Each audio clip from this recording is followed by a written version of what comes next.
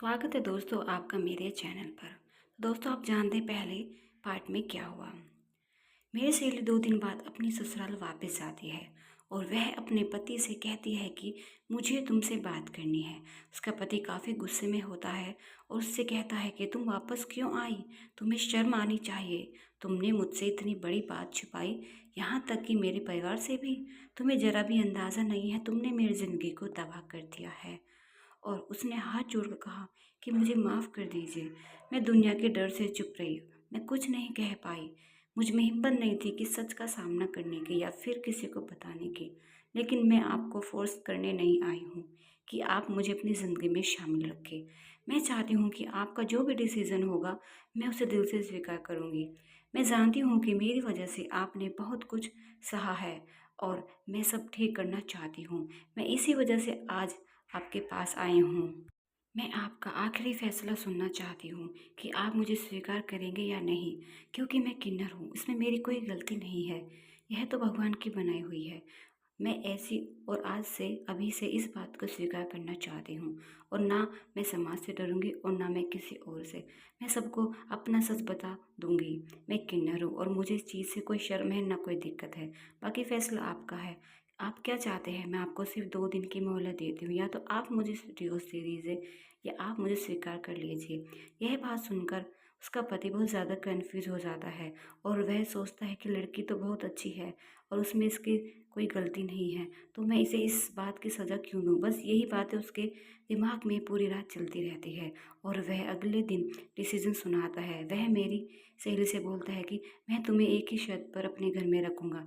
तुम किन्नर हो, यह राज तुम किसी को भी नहीं बताओगी और तुम सारा जीवन मेरे परिवार और मेरी सेवा करोगी बिना किसी शिकायत।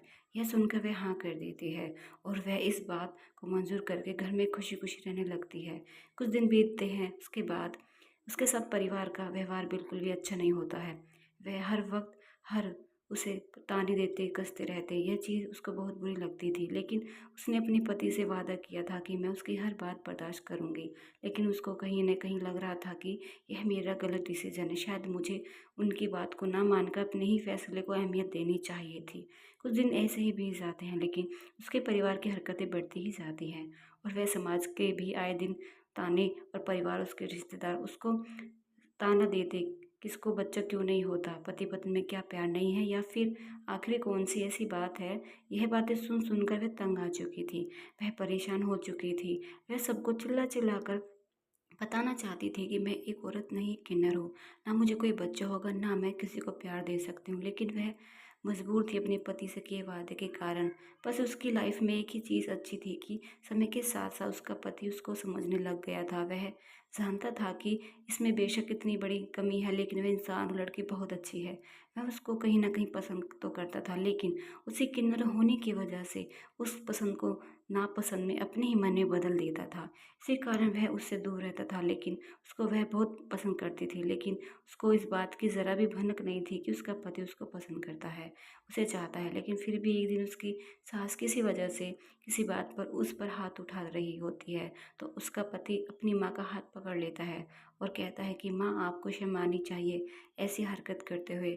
आप इस पर हाथ कैसे उठा सकते हैं? यह आप सब की नौकरानी नहीं है, मेरी पत्नी है। यह सुनकर मेरी दोस्त अचंभित रह जाती है। उसको ज़रा भी अंदाज़ा नहीं था कि उसका पति उसे अपनी पत्नी का दर्जा देता है, उसे मन ही मन चाहता है। लेकिन जब ये बात उसका पति जान जाता है, वह दोनों खुशी खुशी एक साथ रहने लग जाते हैं। वह दोनों अपनी अधूरी ज़िंदगी को पूरा करने के लिए अनाथ आश्रम से 2 बच्चे भी एडॉप्ट करते हैं, जिनके साथ वह खुशी खुशी और हंसी हंसी अपना जीवन व्यतीत करते हैं। तो दोस्तों, हमारी कहानी यहीं ख़त्म होती है। दोस्तों, आपको हमारी कहानी कैसी लगी कमेंट बॉक्स में ज़रूर बताइए।